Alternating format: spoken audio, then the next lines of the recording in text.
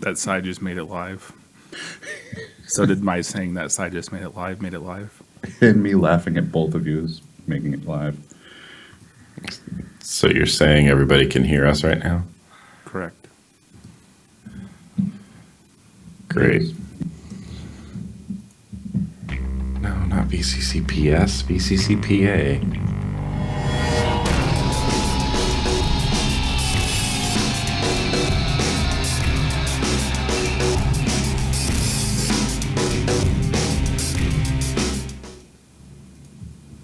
What's up, everyone, and welcome back to another episode of VCC Live. Today is episode 15, Blinded Me with Science. I want to see someone in the chat come up with what that is a reference to. What is this democracy you speak of? And more. We have a couple more topics as well, but you know, you can only make a title so long, and then YouTube starts getting pissy. So anyway. What's up, guys? How's it going today, Jay? What's happening in Massachusetts? It's going okay. I actually, we didn't talk about this pre-show, but I had a conversation with the Altria lobbyist the other day, and it turns out a town in Massachusetts by the name of Blackstone actually banned the sale of all vapor products, which I think is a first. What happened now? They banned the sale of all vapor products. So electronic cigarettes, coils, e-liquid, Can you everything. still pick up cigarettes there in Blackstone, Massachusetts? Of course you can. Nice. Way to go, Blackstone. Dickheads. So I'm going to be working with them. Yes, I am going to be working with Altria on trying to get that ban lifted. There are no vapor shops in Blackstone. It's Certainly won't be now. yeah, but it's strictly targeting convenience stores and the like. Wow. Yeah, Wow. yeah. Thanks for dropping that bombshell on us. Why didn't Wow. Sure. Why didn't you warn us pre? You wanted to see this? I wanted to see this Yeah. check. Yeah. He sent me a copy of the regulations along with the enforcement notice. And the enforcement notice, I guess, was sent out 2 weeks after they actually voted and passed the regs. And the enforcement notice mentions nothing about banning the sale. It just says we're changing to 21 plus, which we're seeing across the country. Not a big deal, relatively speaking. But then deep into the regulations, there's literally one sentence that says all these products are banned. Wow. And in previous sections, they say we're banning the sale to minors, or to anyone under 21. But then they go on to say it's actually banned altogether. So God knows who wrote it. So if you're just now joining us, Jay was telling us about a new law in Blackstone, Massachusetts, wherever that is, where they ban the sale of vapor products, carte blanche. Is Yeah. Blackstone, I don't know anything about Massachusetts or your weird state, Jay. Says a Is guy from Black- California. Right. Is Blackstone a large area? Is it a big town, Well, city? There's a Blackstone County there's a Blackstone region. I think it's a valley in Massachusetts, but this is the specific town, and it's just it's in southeastern Mass. It's just kind of out in the middle of nowhere. Just one of those random things. It's not like a major metropolis or anything like that. Right. Yeah, but when news media outlets share that, it doesn't tell you what the population of Blackstone, Mass is, 300 or whatever. It just Right. says Blackstone, Massachusetts bans sale of all vapor products. Yeah, but nobody's picked up on this. Oh, they will. I never would have heard about it, but this happened 2-3 weeks ago. It wasn't on anybody's radar because there are no vape shops in that town. So Interesting. and they didn't even publicize the fact that that's what they did. They buried it in the regs, and that's how they work. All right. What's up with you, Nick? We're tired of hearing from Jay already. No, nothing new to report. California's California. It's a great state run by crazy people. We're working hard on the NIX 56, NIX 56 campaign. They just launched nix56.org, which is a great website where you can get a whole mess of information about the whole Proposition 56 thing happening in California. But yeah, I mean, nothing real new to report. A lot of shooting videos and a lot of editing videos. Didn't you say there was a meeting or something that was last week on the last episode? There was a meeting coming up. Has it happened already, or is it happening in the future? There's been so Not Blowing Smoke is kind of doing this like roadshow type of situation. They had one up at Vape Capital. There's going to be one in I can't remember the names of the cities. Fresno. There's going to be one in Sacramento. So they're kind of traveling around to all these vape shops, all these different areas in California, kind of educating people in those particular areas. So it started last weekend, and it's going to go through this weekend, into next weekend, I believe, as well. So cool. That's the thing that's going on. All right, so if you're in California and you haven't heard of this before, and you haven't watched any VCC Lives before, you haven't watched any of Nick's videos before, right? Proposition 56, you need to vote no on it. Yes, please. That's coming up, I think, on probably for the general election. It'll be on the ballot. So, yeah, vote no on 56. And if you want more information, you can go back a few episodes, and we have several links that you can link to and learn more about what Prop 56 is and why you should vote against it if you live in the state of California. Yeah. Not just vapors. Everybody should vote no against absolutely. This. It's a horrible, horrible, horrible piece of legislation. Same thing going on in Florida with me, working on Tennessee, VCTN 16. It's happening October 22nd and 23rd in Chattanooga. I had a question yesterday from a vendor, and I want to thank you, Doug, for sending me this question, because I'm going to read some parts of it live, because if you have the question, again, I'm always of this opinion. If someone has a question, I promise you other people have the same question. So there were some good questions here, and just to clarify this,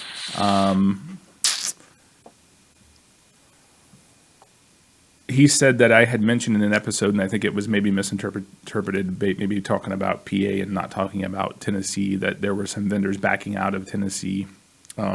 We haven't had any vendors backing out of Tennessee. It's just been slow getting people on board.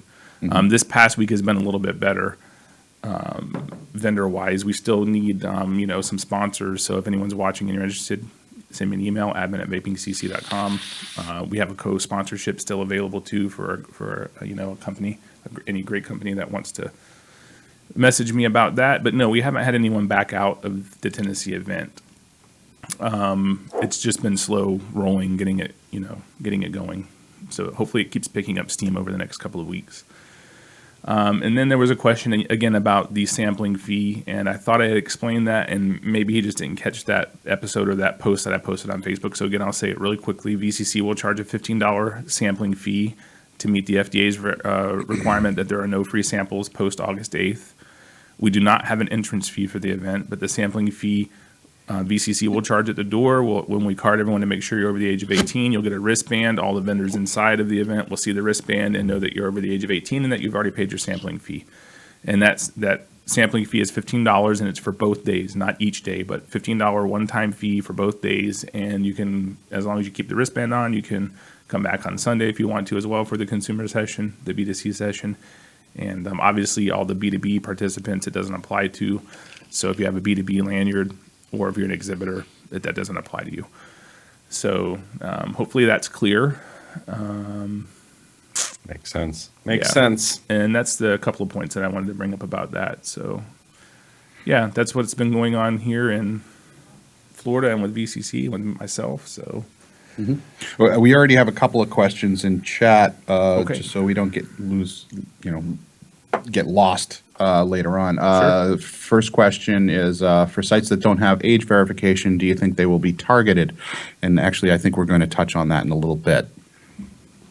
And the answer, I think the short answer is yes. yeah, absolutely. Yeah. I mean, yeah, definitely. Oh, by the way, if you're tuning in right now, we've got some people watching live. So if you're tuning in right now, make sure you hit that thumbs up button. It really helps us out on YouTube. Subscribe to the channel. Share this video now if you know of anyone. Maybe someone on your friends list might want to check it out live. But in any case, it'll link to the replay later on. So go ahead and hit share and share this link on your social media outlets, and make sure you hit that thumbs up button. Thank you, guys. We appreciate it. And Nick just addressed the other question in the room. Which was? What? Are you going to the Sacramento rally? Oh yeah, unfortunately I can't make it to Sacramento, which is a bummer because I wanted to see my hero in advocacy, Jennifer Berger Coleman. But we'll have to wait and make it another time. JBC, sorry. All right. So we got VCCTN clarifications. Science article. I saw this, and again, I've mentioned him before, but Bill Godshaw is a tobacco harm reduction advocate out of Pennsylvania. Longtime advocate, doesn't vape, doesn't smoke, but spends countless hours advocating on behalf of tobacco harm reduction. Every week or so, he sends out kind of an email. I don't know what you would call it. It's just an email with a ton of links in it on everything that he was able to compile over that period of time related to vaping or tobacco harm reduction. So one of the links that I saw that he sent out this week, and I'll switch over to the right monitor real quick, and I'll read some of this stuff for those listening on the replay for the podcast version. This is on science20.com, and let me just click here and see if I can do that. Oh yeah, actually it's cutting some of it off. Okay. New Cochrane review on e-cigarettes. And I'll just read a little bit of it here. It says, a new Cochrane review analysis provided an independent, rigorous assessment of the best available evidence to date about electronic cigarettes for quitting smoking and found that electronic cigarettes may help smokers stop their smoking, and there are no serious side effects associated with their use for up to 2 years. So it says the first Cochrane review published in the Cochrane Library in December 2014 also found that electronic cigarettes may be an aid to smokers in stopping their smoking. There haven't been any new randomized controlled trials, RCTs, with long-term outcomes looking at the effectiveness of electronic cigarettes in helping people to stop smoking, likely because the world leader in science, the United States, has put a de facto ban on the products by declaring anything made after 2007 must undergo FDA registration. The U.S. Centers for Disease Control. The U.S. Centers for Disease Control and Prevention also conflates them with cigarettes, despite the fact that there is no smoke. And in the current politicization of science climate of the Obama administration, studies won't get funded if the hypothesis is anything else. I'm just going to skip down to the bottom. You can read the article. I'll link it in the description. But I wanted to read, I think it was the last paragraph here, that says the lead author of this Cochrane review, Jamie Hartman-Boyce from the Cochrane Tobacco Addiction Group, said the randomized evidence on smoking cessation is unchanged since the last version of the review. We are encouraged to find many studies are now underway, particularly as electronic cigarettes are an evolving technology. Since the last version of the review, which was in 2014, 11 new observational and uncontrolled studies have been published. In terms of quitting, these can't provide the same information we get from randomized controlled trials, but they contribute further information on the side effects of using electronic cigarettes to quit smoking. None detected any serious side effects, but longer-term data are needed. So, is this a long-term conclusive evidence? No, not quite yet. But over a 2-year period, none detected any serious side effects. This is on 11 new observational and uncontrolled studies that have been published. So I'm not really sure where we can go with conversation on that or topics or talking about that. We obviously understand all this as vapors, and especially us on this show and probably the people watching as passionate vapors and advocates for the product. How do we convey this information to, and it's just like the Royal College of Physicians. If elected officials in the United States write that off, what is it going to take? What's it going to take to get through to them? First of all, they're not, the government is working more on the deterrence through banning the product than they are public health through studying the product. So they're not funding any long-term studies, which is, I think, where they should be spending our tax dollars. That's Right. my personal opinion. But And we're starting to see that in pockets in Europe where they're actually starting to encourage the use of electronic cigarettes to the smoking population. right. Yeah. So what do you guys think? think about? I mean, what do you think about this? We have more evidence builds and builds. What? I mean, I think in America, I think in the United States, it's just going to be public opinion. I mean, Yeah. that's the only thing that's going to make any politician change their mind is public opinion. And if you have this small, quote unquote, small group of vapors who are all trying to battle with the FDA, but then you have the large population of, the majority population of people who either don't have a stance or, who will read one article and be like, oh, well, vaping's really bad for you. You know what I mean? I think we have to change public opinion in order to put pressure on policymakers and lawmakers. I think that's the only way to do it. Right. And we're already kind of what was that substance that the DEA recently put on the Schedule 1? Kratom. Kratom. You're already starting to see them backpedal because of the public backlash. So they may very well remove their temporary Schedule 1 designation as a result of that public backlash. So that just speaks to what Nick was saying. We need to get the general public to understand what's going on here, not vapors. Yeah. Right. So But how do we do that? How do we convey this message? How do we convey this? I mean, we need to get this stuff in the mainstream media, not some idiot who uses his device incorrectly and the battery explodes. We need to transition that paradigm. We need to shift it. We need to be talking about relevant things like this. How do we do that? How do we get there? Shit. A shit ton of money. Yeah. Focused at Greg Connolly, so he can hire a team of publicists and take out 30-second spots in the Super Bowl. I don't know. I have no idea. The A Billion Lives film is probably a really good place to hedge your bets. If we can get as many people as we can to watch this movie, that could help public opinion, I think. But Yeah. I mean, I don't know. I've contacted every local news media outlet in San Diego that has, is available for contact, and none of them really seem interested on doing any stories or anything on vaping or tobacco harm reduction or what the state of California is doing or what the FDA is doing. It's not a concern. It's hard. Yeah, I mean, I agree, partially with what Jay said. Well, I agree wholly with what Jay said. We need to get, and I guess since Greg Conley is the only one who's kind of focusing on that public relations aspect at this point, and, hopefully some of the funding that he got from the Rip Trippers video, hopefully some of that will go towards changing the public perception. But I think it's a very expensive proposition, much like everything is in this industry: litigation, legislation, public relations, lobbyists. It's all expensive and it all costs money. But at the ground level, and somebody mentioned this in chat, Yeah, at the ground level, there are things that we can do. The more smokers we convert, the bigger our community becomes, and the more vocal we become. Right. And that's something each of us can kind of do. Just keep doing what we're doing, Right. touting the benefits of electronic cigarettes as vapors, not as manufacturers, because that gets dicey. And maybe if everyone watching this, and I'll post the link to this review. Maybe if everyone watching this contacts their local news outlets, even if it's just your local channel 13 or 9 or whatever. I'm sure they have a consumer voice. Every news channel has a consumer voice reporter. Try to get in touch with them. Send them this information and let them know that we'd like to see something positive reported about vaping and how it relates to public health and science. Because typically what you see in the news media is sensationalized negative stories, and that's not helping us. So we need to be, we the vapors, there are a lot of us, and it doesn't cost us anything to forward this link on to a reporter. And that's kind of the whole point that I wanted to wrap around this whole thing. Get involved. It's not just a hashtag. You need to do something.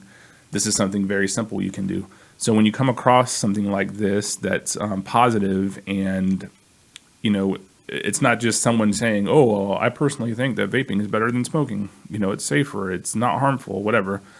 You can actually back it up now with an article that you can send to one of the consumer reporters in your local area and say, I would like for you to do a story on this. They're constantly looking for stuff to do stories on, and e-cigarettes happen to be a hot button issue. But usually it's when something negative happens. Yep. Why not take this opportunity to make it a positive story? And you never know, maybe a national news media outlet might pick up on it.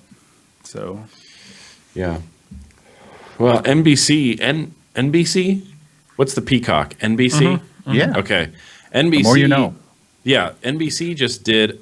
It wasn't on television or anything like that, but they did a big article on NBCNews.com about vaping and cited the Royal College of Physicians and said that this can help smokers quit and blah, blah, blah, and proper education and policies and laws and FDAs. And this was like an official article. It wasn't like an opinion piece or an op-ed or anything like that written by someone else. It was from the NBC News, offices or whatever. That's a start. Yeah, I think actually Costello West just posted in the chat, share the good articles everywhere. NBC did a good one too. Yep, that's the one. So maybe if someone, don't do it now because the chat doesn't get copied over to the comments of the video, but once you see, or maybe Nick, if you can find that, just message it to me in our Facebook chat. Yeah, I and will. I'll post a link to that as well to the down there. Yep, there it is. So yeah, we need to take it upon ourselves basically to make sure that the positive stories and the good scientific information and stuff is making its way to the news media. So that was the blinded me with science. Does anyone know what the reference is that to? You have to be kind of old. Well, not really old. 40-ish. What are you calling me? Nobody knows. Nobody knows. It's all a bunch of 20-year-olds in chat. I see Scott Smith there. I'm fairly positive he's not 20. No, I'm kidding. Bunch of 20-year-olds watching a bunch of old men talk about legal stuff. That's awesome. Yeah, at noon on a Friday. At noon on a Friday. Dude, you know why? And some people have said if you guys were to change the time on this, you probably would get more live viewers. I'm okay with that because you know why? The people who are serious about learning about advocacy will tune in at noon on Friday. So if it's something you're interested in learning about and participating in, you're here already. So I think we're going to probably leave it the way it is for now. No, I'm fine with it. It's essentially a podcast at heart anyway. So Yeah, the fact that it's available on the Smoke Free Radio Network, it's going to be available on YouTube. Yeah, it'll be the replay after it's available. recorded. It's fine. All right. So, and then one of the topics we're going to move forward from that, the science. Just make sure you share it and get the good information out there and support the AVA and Greg Conley. So the next thing that we had to talk about, and this might take up let's see where are we at right now in time.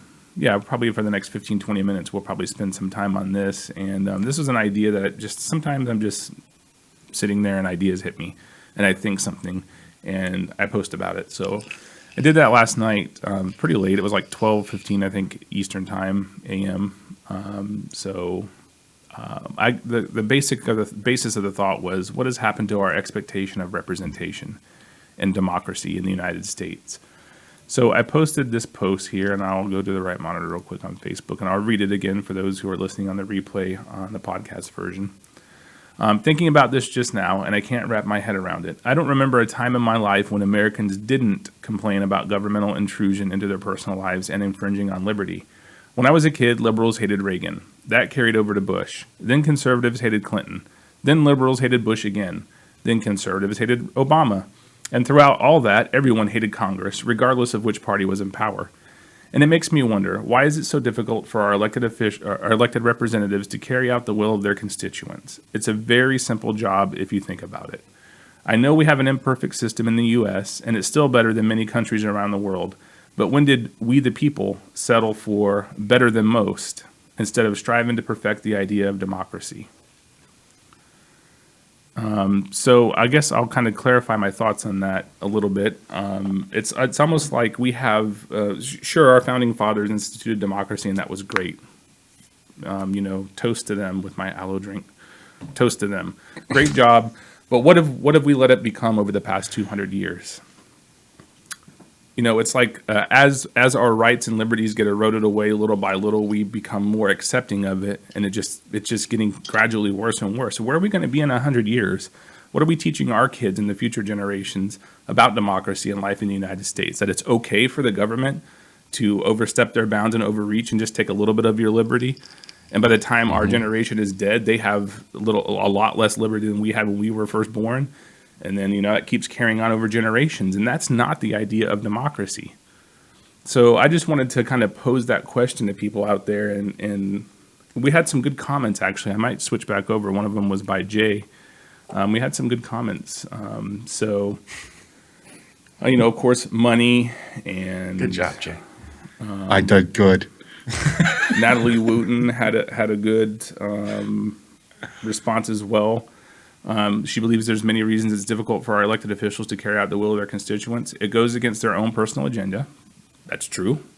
There are so many special interest groups wanting so many different things, each one wanting a law for whatever they believe in. We are a country with entitlement issues, wanting to turn our individual or collective, but not majority, morals into law that everyone has to abide by. This actually goes back to something that Nick was saying. I think it was Nick, weren't you saying a few minutes ago about the majority and minority? Yes. Was that you? So yeah, I thought about that instantly when you were talking about it, and yeah, I mean, one of the purposes of the democracy, one of the main purposes, is that the minority has a voice, and it's not just those with a lot of money and in positions of influence and power that tell everyone what to do. No, you're exactly 100% wrong in that statement. Why? Well, because that's not what democracy does. First of all, we live in a constitutional republic, not a democracy. We happen to have a democratically elected structure, but we live in a constitutional republic. Otherwise, exactly what you said is not true. The minority will never have power as long as it is true, and this is exactly why we have the Senate. The Senate is the antithesis to the Congress. The Congress represents certain geographic regions based on population. But how did they balance that with the democracy that we live in? They balanced it with a Senate that has 2 senators from every state, no matter how big the population is. So a state like Rhode Island has 2 senators. A state like California has 2 senators. Right. And the process for bills to become laws have to go not only through the House of Representatives, but also the Senate. And the Senate is what gives the minority the power, in my opinion. But those senators are still elected by a majority vote in their individual states. Correct, but each state gets 2, regardless of population, regardless of geographic size. Right. That is the check and balance. That's part of it. Certainly, the fact that we are a constitutional republic, we have a set of rules in black and white that the federal government is not allowed to cross a certain line, period, no matter what, mob rule thinks.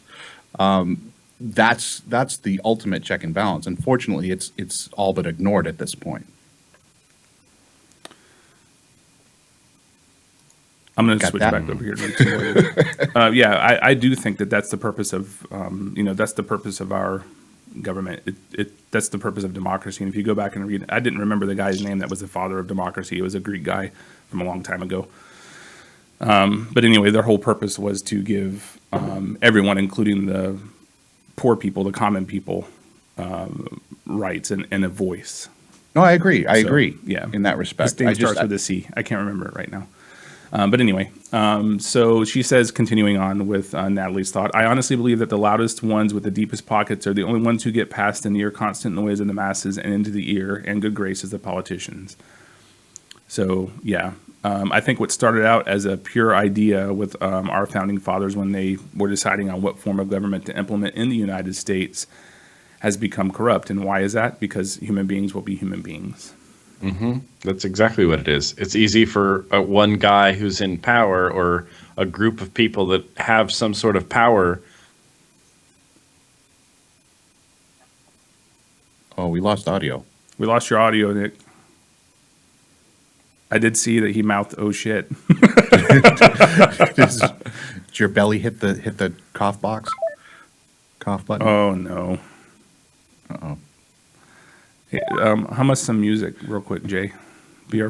Music? Yeah, hum the Blinded Me with Science. La, la, la. Does it come back? Am I back? I got audio, No, I don't no have video. video. Wait, you're coming back in. You're coming back. Here you come. All right, there we go. Sometimes my Wi-Fi is a potato, and I don't know why. It's just Big thanks, brother. Obama. Big brother. Yeah. Yeah, So Big continue on Brother. with your thoughts. Sorry about that. I don't remember what I was saying. Oh, group of people with power can suddenly just start thinking a different way or become a little bit more greedy or become a little bit more selfish. And that, that's, the butterfly effect of small things happening, causing bigger and bigger things to happening. See, the thing, bear with me while I make this horrible analogy. The government, to me, it's like when you get, like when we first formed the United States or whatever, and we had the Constitution, and then we had the Bill of Rights, and it's like when you get a new computer and you have an empty hard drive and you have a brand new operating system, and you're starting off and you're doing everything right. But as time goes on, things start getting really cluttered up, and you start making folders that don't make any sense, and you start putting files in other places where you think you have a good idea of what's going on, but really these things are just getting lost and forgotten about, and then other things are getting written on top of them, and it just becomes this big convoluted mess. That's And actually at a really the good end- analogy. It's a And at very the- good analogy. Right. Yep. And then at the end, your computer is still functioning. Like, it still basically does its job, but it does it in the least efficient way possible because it's become all crudted up over time. And I think the only way, Same thing with these. same thing with those. I think the only way, if we want to truly, is to get a fresh start, which, I mean, I'm not really in the mood today for a violent revolution, but I think that's the only way, is to get a fresh start, get a new hard drive, and start doing things correctly. And we need to- isn't that what, in not so many words, but I think that's what Thomas Jefferson actually said. Yeah, the tree of exactly. liberty needs to be refreshed with the blood of tyrants and whatever. Yep. Yes. Yeah. Basically, what he said was reinstall Windows. Yeah. Yeah. Install Windows. Get it. Blast your hard drive. Yeah. Yeah. Sorry. So Analogy. there's more comments, and we're coming up on Jay's. I want to read it real quick. That was a great analogy, Nick. Thank you for that. Jay says, this is Jay DeLuca of Massachusetts. You guys might have heard of him. That government is best which governs least. He says, unfortunately, we don't live under an appreciation of that concept. If we did, the amount of government infringement on our rights could be equated to a flea bite, regardless of which side of the aisle we side with. And That I misspelled think, aisle. you know, and this is something that I think a lot, you know, and that's why I say the job of a representative is not that difficult. But they think when they get elected, they need to go to Washington, D.C. or Tallahassee or whatever your state capital is, and they need to constantly be working on laws. Right. Constantly, because they have to prove their worth and they want to get reelected. So what did I do for my constituents? What did I do for my district? What did I do as a whole? I need to have some agenda so I can have a resume so I can get reelected. I'm doing the ums again. It drives me insane. Sorry guys for all the ums. Please don't take shots. You'll be drunk in 5 minutes. Jesus Christ. Anyway, let's see. So you don't have to do that much. If a representative is watching this, your job is to be the voice of the people in the Capitol. It is not to continually pass laws. Right. That's not your job. So, Right. like what Nick was saying, when the hard drive is fresh and new, and you have these folders and stuff, we have a good blueprint for what is supposed to happen in the United States. What has happened over the past 250 odd years is things get written, and I promise you, there are more duplicative laws in the United States than probably any other country. I think at one point I read that there were like over 4,000 gun laws, and most of them probably interact with each other and do the same things. But a new session of Congress comes in, new people get elected, they feel they want to address the issue, they want to become a champion of that issue, and they sponsor some legislation, they get all their friends to vote for it. So how does this tie back into the vaping industry, and why did I even bring that up in my post last night, and what does it got to do with VCCLive? I think that the FDA as a governmental body is overreaching, obviously, on the FDA regulations. And it's time for the people to tell our representatives, and again, we say this all the time, it's time for the people, us, to tell our representatives, this is not what we want. Your job is to do what we want. And if you don't do what we want, you will have no job. So I guess I just wanted to, put that out there, and I've talked enough about this the last few minutes. So what do you guys think about that? And, Jay obviously shared some of his misguided opinions. I'm just kidding. With us about what democracy is. Wow. So what do you guys think about this, and how does it relate to vaping? Why aren't we getting the representation that was promised to me in elementary school when we learned about United States of America? Yeah, I mean, big question. Yeah, my answer is it's simple. Constitutional limits. We're not respecting those limits. We meaning the elected representatives that we've elected. If they were to follow constitutional limits to the letter, we wouldn't be in nearly as much trouble as we are now. Is there a place for the FDA in a constitutional government? Maybe, if it was optional. And there's certainly a place for that where they could compete with other standards organizations like ISO. That could certainly work, possibly. But the way that they exist right now, there's no way in hell that their existence is constitutional, in my opinion. Yeah, I would absolutely agree with that. I think one of the big problems is the way that the government works, and with the House of Representatives and the Senate and bills and laws and tacking on riders and taxes. It's, even for someone who knows what's going on, it's still a little bit confusing.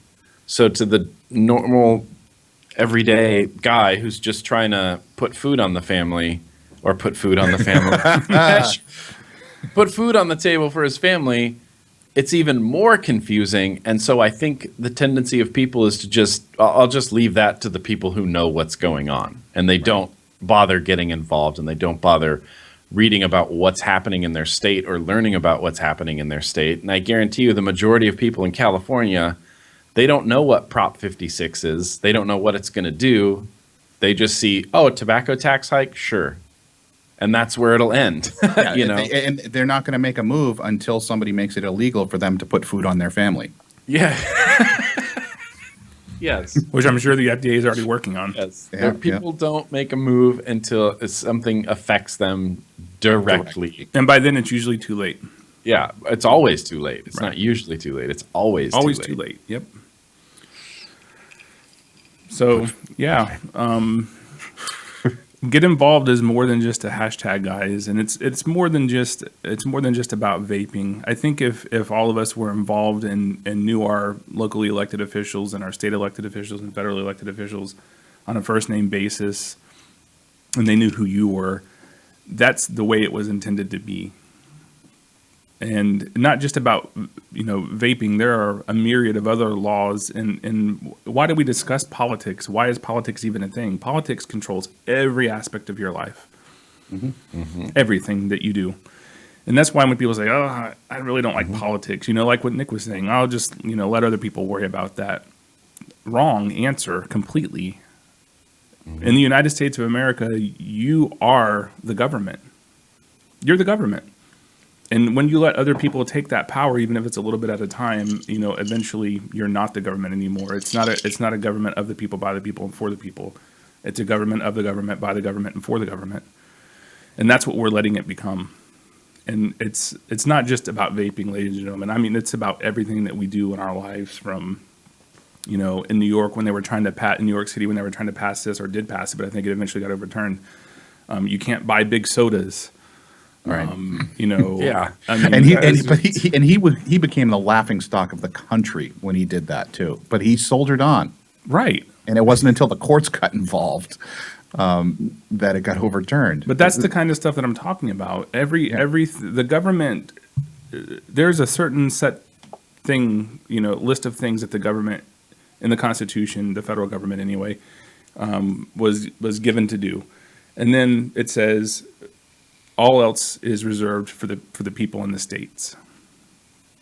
So, yeah, I mean, I kind of tend, I guess, to agree with Jay and Nick about the FDA's legitimacy. I would have to call the entire FDA into legitimacy. It's something that was started by Theodore Roosevelt of the executive branch. That's not the way it was intended to be. No, it wasn't. Especially, I'm sure their diktat was much more focused when they first came into play. But just like every government alphabet agency, their tentacles reach further and further and further with every administration. Right. Like I said, the FDA, their original charter, it's a noble one, but why not let them compete on the open market? Make their stamp of approval optional. Let doctors and consumers decide for themselves whether that stamp of approval is necessary for a product that they want to consume. It's not that hard. Yeah. Well, it should be something that the organization or the entity that's overseeing regulations should be something that is created by Congress after public hearings and after public input, not the president saying, I think I want an FDA under the executive branch. Here it is. Just like executive orders, all the stuff that happens with executive orders, which aren't really federal law. Right. But, right. And I think that the way I understand it is originally executive orders were supposed to be, can you iron my shirt? Like the president just needs his clothes cleaned, or like he needs something specific for dinner. And then it's just turned into this like absurd It's quasi lawmaking is what it is. Just like much like judges on the bench. And just like the district attorney, or the attorney general here in Massachusetts, it's a very similar situation. She gets to make laws like off the cuff. Yeah. Just out of nowhere. I took there was a whole section of a class that I took in law school about legislating from the bench and how judges can make law based on their interpretation. And again, we have an imperfect system, and like I said, it is better than most systems around the world. But I think we've gotten too complacent as a people and as citizens of this country and as voters, for sure. We've become way too complacent and allowed way too much governmental overreach, and it's gotten way out of hand. So I kind of agree with Nick. We need to buy a new hard drive, upgrade to a 1 terabyte SSD, wipe the slate, and reinstall. Or even just format the hard drive, keep the operating system. The Constitution. Yeah, the operating system is fine. It's all the bloat, all the fine. bloatware that's been added over the last 250 years that's slowing us down. But you know what? You guys start talking about reset buttons, and you guys are already, I think, on a no-flies list, like before the show's over. I'll be an example. Any comments in chat? I'm looking at two, but I'm not really reading them. Anyone have anything to say on this topic that maybe we should discuss? There's a lot of comments. I don't see any questions. Scrolling back a little. No, move along. All right, cool. Well, if you do have any questions or any comments on that, again, the comments during the live show don't get posted. So if you have anything that you really want other people to discuss after and when the replay is up, make sure you go back when the replay is rendered and just copy and paste them now and put them in the comments section. Again, if you haven't liked the video yet, like it, please share it. So yeah, that kind of wraps up our discussion on what is this democracy you speak of, and it's not something we're going to cover in 20 minutes on VCC Live, but it's something that I would like for people to start thinking about, not just about vaping, but in your role as a citizen of the United States, and whether or not you vote, is it worth your time to go to the polling place for 10 minutes and cast your vote? Hell yeah, it is. Yeah, definitely. Vote Gary Johnson. Yeah. I'm not going to say. So what you're saying is position. Gary Johnson 2016, for sure. That's not what I'm saying. That's what you're saying. I'm fairly close to, I think, abstaining from voting for a president for the first time since I was 18, because I honestly and truly don't like any of the candidates. So anyway, that's enough. Democracy at work, folks. Politics. He's voting not to vote. Or I'm going to write in Nick Green maybe, or Jay DeLuco. Sure. That'd be a good ticket. I accept that, yeah. DeLuco Green. It sounds like a car dealership. All right. We're going to move on from the political aspect of it. Again, if you guys have any questions or comments, post them in the replay on the video. Post a thread on VCC Live Facebook group. We'll be happy to go back and forth and discuss it, and hopefully we can get some more engagement and you guys can get involved. So the next point of that we had to talk about, and Jay brought this up, so we're going to let Jay discuss it, was FDA warning letters. And I do have a link that Jay sent me, so I guess I can flip over to that, Jay, while you're kind of telling us what it's all about. Sure. So Greg Connolly reported, I think it was yesterday, that the FDA had released some results from their first set of enforcement compliance tests. So I wasn't aware that this was going to happen, but apparently they're going to publish their results from all their compliance testing. So they posted the results. They were strictly doing a minor compliance test. Looks like it was primarily focused on convenience stores, tobacco shops, and online vaping retailers. So you can see what Kevin's scrolling there is it's just the list. I think there's 55 entries, and this was a nationwide compliance test. So my gut reaction is, hey, not bad. Not bad. This is how many warning letters went out countrywide. Either they're not working very hard or they're that's doing just a good job with compliance. This is just their first batch. Yeah, granted. So these but are places that sold to underage people. in theory, yes. Okay. Okay. Or maybe didn't at least check. Or didn't card. Anyone under 20, was it 26 Right. or 27? As far as the brick and Right. mortars, yes. And I think as far as the online retailers, I assume that they just didn't have any age verification software in place. I did hear grumblings that one site is actually kind of challenging that. So we'll see how that turns out. But yeah, you'll see there's a couple of websites, vape specific websites that were dinged. But again, these are just warning letters. Can you send that to me, Jay? I sent it in our Facebook chat. Yeah. Oh, okay. Good. Thank you. And again, I'll post a link in the description. And for those listening to the podcast version, it's way too long. But anyway, just search for maybe FDA.gov, guidance, compliance, regulatory information, retail. I don't know. It's part of the URL, but I'm not sure how we're going to get that over to you guys. But anyway. Well, just follow Greg Connolly. He's got Greg Conley, I think, posted this on Facebook. So follow Greg Conley's information, and you should be able to find it. And the next and last topic that we had that was like a main thing to talk about before we just kind of wrap up or answer questions was another thing that I saw on the Bill Godshall email newsletter thing with links on it.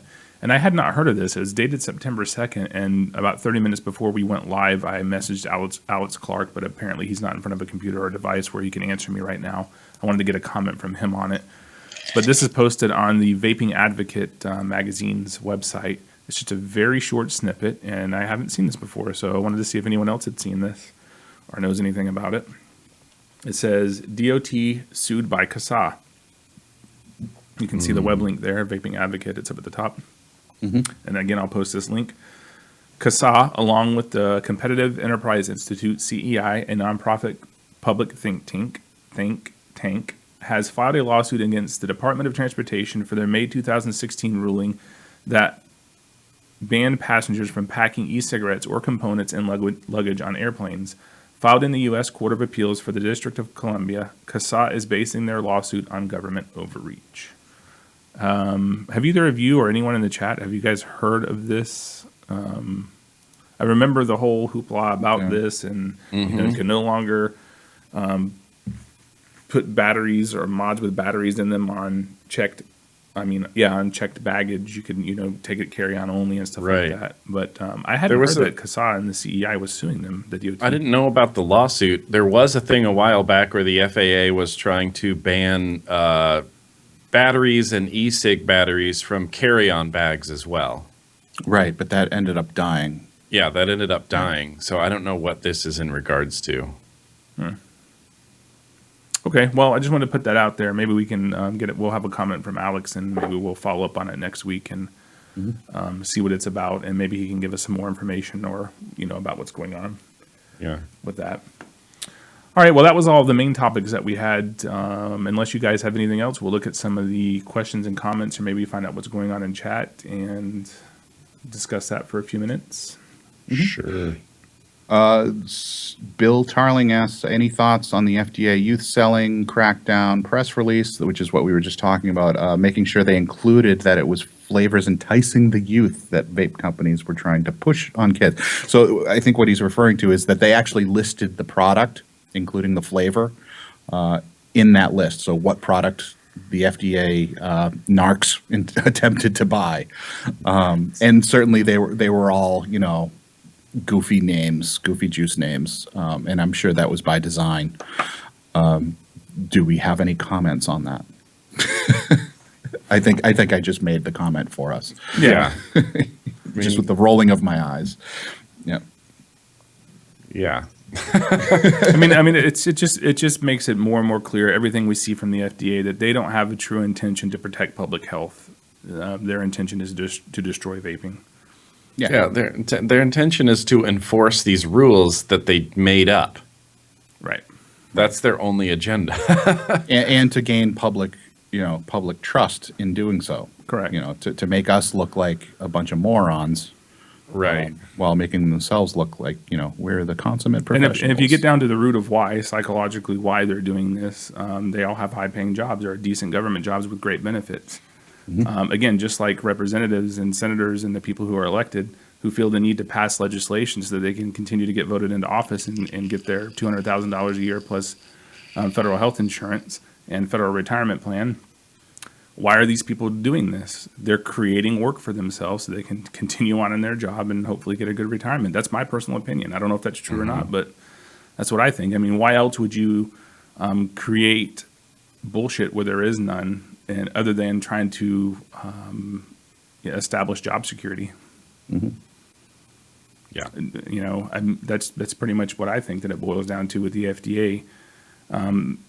So it doesn't ever, in my opinion, come down to public health or saving lives or getting people off of combustible tobacco for them. There's always going to be another reason. So that's my comment on it, Bill. He says on the original press release, minors were able to purchase some of these newly regulated tobacco products in a variety of youth-appealing flavors, including bubble gum, cotton candy, and gummy bear. I say big fucking deal. Who cares? Yeah. Who cares what adult vapors choose to vape? And if they're trying to, again, they're just using the kid argument because it's the only leg you have to stand on when you don't have another good argument. We're saving the children or we're saving the seniors. Yeah. I don't ever, we do have a couple of, there are a couple of tobacco flavors that I love. I just happen to love tobacco flavored vapes, but I would say 95% of what I vape is a fruit or a bakery item or a candy flavor, and I'm 39 years old, so Yeah.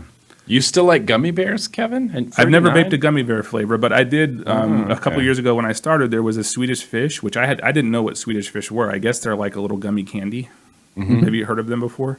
Oh, yeah. Oh, yeah. It was one of my favorite flavors I've ever vaped. It was great. Yeah.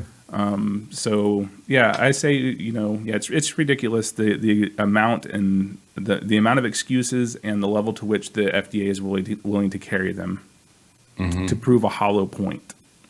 So yeah, Well, thanks for bringing that up, Bill. And their ultimate goal is, make no mistake, their ultimate goal is to de facto ban flavors, ban anything other than tobacco flavors. I Yeah. thoroughly believe that. Well, it doesn't matter what flavors we have. If we don't get the predicate date changed through the Cole-Bishop Amendment, we won't have anything to vape them on. That's We very will. true. I mean, we will, yes. But Right. the 40 million smokers who are still smoking will not have any viable options to get off of combustible tobacco. So what does it matter if you have 1,000 flavors or two if there's no hardware devices that are reasonable for them to use? We have to get the predicate date changed. We have to support Cole-Bishop. It's been a while since I've done a follow-up on that. I'm going to try to call, I guess, Speaker Paul Ryan's office again and ask them if they are intending to put the agricultural appropriations bill on the floor for a vote anytime soon and see if we can get a response. And I'll let you guys know what I find out by next week. Cool. Cool. So Nick from Daily Vape TV says, if I own something, i.e. I paid for it, can I give it away online? As a consumer and it's your product? Yeah. Yep. Sure.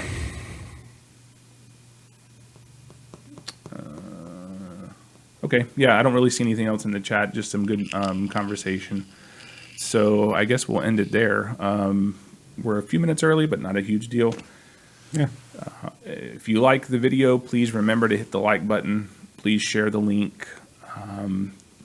Remember, your comments don't transfer over, so please, if you had anything relevant that you said during it, make sure you copy and paste those over now before the live link goes dead, because they'll disappear. And yeah, we look forward to seeing you guys next week. Hopefully Matt will be back with us. I'm trying to work on getting a special guest as well, who I will announce when and if we get confirmation. But yeah, any closing thoughts, Jay? I'd like to talk a little bit again about the October 1st event in Massachusetts. If you are in Massachusetts, go ahead and friend me up on Facebook. Ayla Croft from Homeland Security and Wayne from eSigBarn set up an event where we're doing a lot of raffles, giveaways, all with the goal of helping to fund the Right to Be Smoke Free campaign. the federal lawsuit. So if you want to learn more about that, go ahead and friend me up on Facebook, and we'll let you know. Add you to the appropriate groups and whatnot. And what's happening tonight at 8? Every Friday Oh, at 8? every Friday at 8, Nick Bissett from Daily Vape TV and I do a stupid, goofy show called The Game of Awesome. Again, look for us on Facebook, and the link will be provided there. I'm going to do that. I'm going to watch it. Well, if you watch it, we'll probably end up calling you in. All right, Nick, any closing thoughts? No, I mean, I don't want to steal your line. You don't have to do everything, but you do have to do something. I'm going to say it again in just a second. I mean, try to be aware of what's going on. Don't be one of the people that says, I'll just leave that to people who know more, because it's easy to know more and to actually, care and to actually do something. It's much easier than you think. We need to have a new hashtag, Nick. Control Alt Delete. Hashtag format the C drive. Format C drive. That's what we need to do. I agree with you.